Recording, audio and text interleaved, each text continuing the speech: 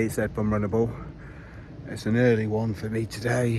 Monday's is a bit tricky. I have quite a few calls with work with teams in China, so I have to get up early. So I'm going to do a quick recovery run because my legs are a bit all over the place. I did the park run on Saturday, and then also a longish run on Sunday. So my legs, woke up this morning, my legs are feeling really sore and annoyed with me. So I'm going to do a recovery run, and for my recovery run, the shoe that I'm going to pick is one of my favourite shoes that I bought recently, the New Balance Fresh Foam More V5. I think there's an X somewhere in there. I think it's a Fresh Foam X More V5 actually.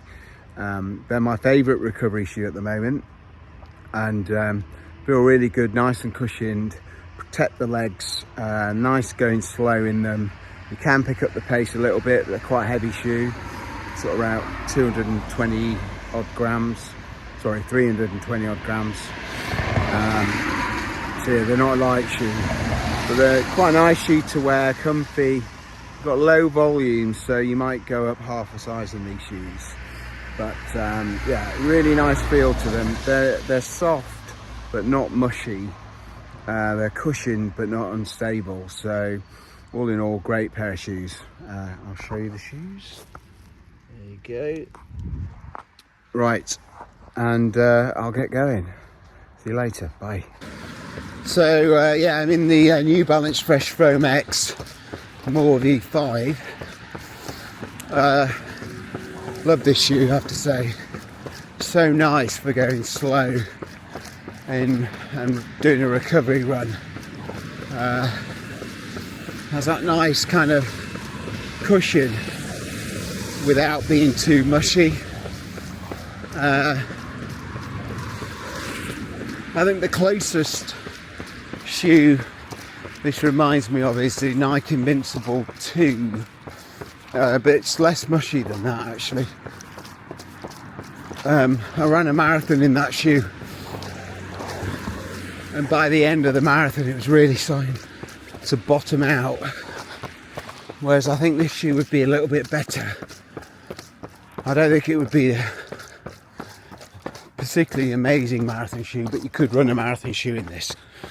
But it's so comfortable, and this wet ground I'm on at the moment, it feels very stable. It's got a wide base, as you can imagine, and it's got a nice little rocker as well front of the shoe, so when you land where I do on the forefoot, it kind of keeps you flowing through your stride, which is nice. It's a heavy shoe, but you don't really feel the weight that much. I mean, it looks enormous on your feet. Makes you look like you've got big flippers on, but it's kind of nice, a nice feel to it. I think I've tried a few what I'd class as slower recovery run shoes, and my favourite two were this one, the More V5, and the Hurricane from Saucony 24. Those two stood out for me, but I just felt that this one felt a bit nicer to run in. It suited my foot strike more. The Saucony Hurricane 24 felt a bit flat when I landed. This, because of the rocker, I get a much more natural or unnatural kind of flow through my stride. It's natural for me because they're the kind of shoes that I like. Whereas the Hurricane felt like I was landing really like flat and not having as much of a flow through my foot strike, if you know what I mean. And that's the rocker, I think that's the geometry of the shoe. So not only is this a really nice cushion shoe, the geometry definitely works for me. It's kind of effortless running in this shoe, which is lovely. It's so dark here, but I don't feel at all unstable in this shoe. Feels pretty good, to be honest.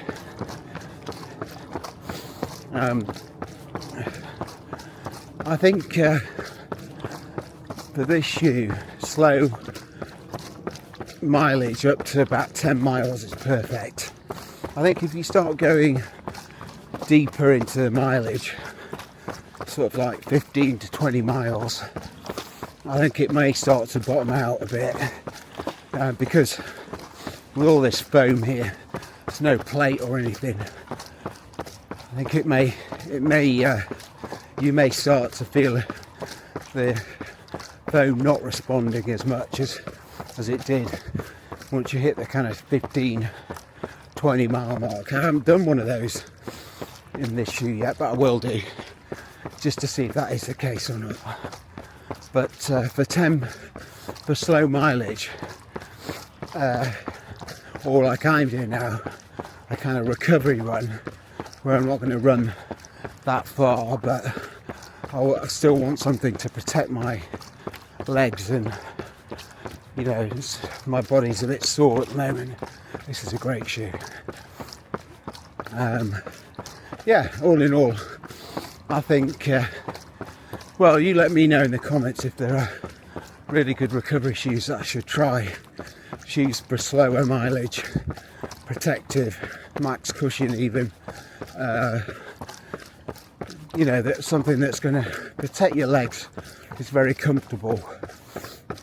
At the same time, is not difficult to run in, because often these huge max sack shoes, they are protected, but they're not nice to run in. They feel clunky, feel awkward. This doesn't, you know, and it takes a while to find a shoe like this. There aren't that many out there. I mean, the other shoe that I really like, but it does have a plate, is the Skyward X. And obviously that shoe, if you wanted to, you could go a bit faster. But that shoe's like £180, whereas this is 140. In fact, I'm seeing a lot of deals at the moment. Check it out, but about £100, £108. I think I saw the other day, and I've seen it at £90. Absolute bargain. It's worth getting a couple of pairs at £90, because this is going to see you through a lot of easy miles. If you're doing your marathon training, you need a shoe like this, because your legs are going to get trashed and they're going to feel terrible some days, and you need a shoe that's cushioned, one that is easy to run in, one that's going to protect your legs, one that's fairly stable. It's got decent grip. I find I'm on wet ground now with wet leaves, and I'm not worried at all. So yeah, I think all in all, really like this shoe. I think it's a real winner, both from a price perspective, a running perspective, and a job perspective. And what I mean by job, it fulfills its role in your rotation very well. It's that shoe that you're going to put on when your legs are telling you, I can't go fast today. They're telling you, yeah, I can run, but please don't hurt me. And this is what this shoe does. It will protect those legs, those knees, hips, glutes, and still allow you to get your mileage in, and allow you to recover. And I mean, going for a recovery run is better than doing nothing, right? Even if it's just a couple of K, it's still definitely better to do that than just lie on your bed or not to do any kind of running, because it really does help build up that endurance in your legs, get them used to running all the time, even when they're fatigued. Because let's be honest, if you're doing marathons, there'll come a point in a marathon when your legs are really fatigued, and they need to know what that feels like, and they need to know that they can push through, and your mind needs to know that as well. And so I'm a kind of firm believer these days of doing your recovery runs even when you don't feel like it. I don't take rest days anymore. I used to have a couple during the week. Stopped doing that, and I've seen the benefits. It's not easy. I know it's not easy. You know, it can be quite hard to keep going every day. But once you get your legs used to it, then it kind of works. And they kind of don't moan anymore so much. They're used to running all the time. What I would say, I know lots of us have issues finding the time to do that. I've got like a 9 to 5 job. So for me, it's better to do it in the morning, get up early like this and just get it done. But I know others of you, you know, it's not so easy, so I do understand that. But do what you can. Like I said, if you've only got time for a couple of K, it's still worth doing it to get your legs moving, to get that blood circulation going. You know, by doing nothing, you're not doing any of that, and it's not good for your legs. If you're aiming to do marathons and stuff like that, you need to condition your legs. And I feel like, particularly on these kind of runs where I'm going slow, my stride length is short. I'm just kind of popping along the New Balance Fresh Foam More V5. I missed the X again, sorry. Fresh Foam X More V5 hits the spot. So yeah, like I said, put in the comments if you know of anyone, other recovery run shoes that you think I should try, or you think is very good. I've heard people like the Nimbus series from A6. Never really tried those. As I said, the Hurricane 24 is really good. Triumph, I've heard, is pretty good. Morning. I think, yeah, I heard the latest Triumph. Is it 22? I think it's 22. That's got some bad reviews actually.